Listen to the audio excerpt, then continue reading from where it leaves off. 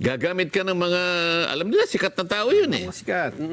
Influencer. Basta alam lang nila sikat yung tao. Hindi na nila iniisip kung sira ulo yun o hindi.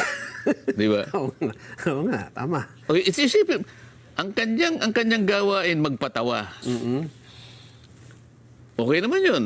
Marami naman tayong komedya. Maraming komedyante. Nakita mo naman yung mga institusyon sa komedya. Dolphy. Oh, King of Comedy.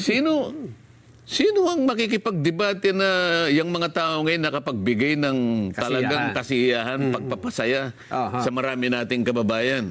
Lalong-lalo na sa kahirapan ng buhay, di ba? Panchito, di ba? Aping Daldal, Chiquito, marami. Hindi. Pagpapasaya, isang lehitimong gawain, isang lehitimong profesyon.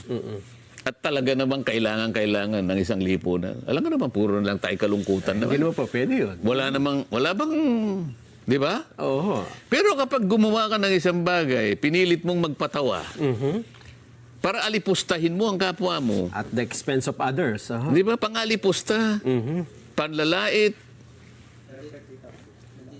Nasa tamang pag-iisip ba yung tao na yun, Nelson? Parang binanggit nyo kanina, parang Pareto. Ikaw na sumaya. Pero yung isa ay pinalungkot mo. Hindi, malayo ang Pareto ron eh. Meron doktrina pa yun, kaya ayoko na lang palawakin.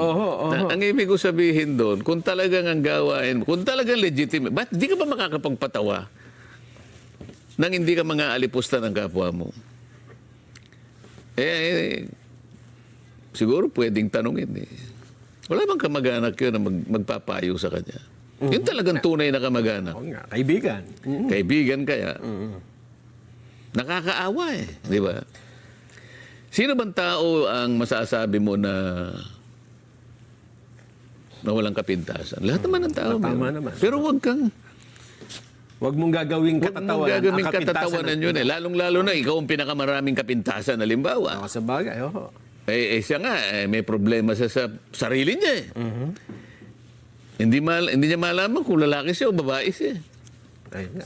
Problema yun. Alam mo, sa psychology, ang tawag doon yung cognitive dissonance. No? Marami tayong masasabing doktrina eh. Ang katapus-tapusan lang yan eh, dapat para ang ating bansa ay maging progreso. No? Lahat tayo.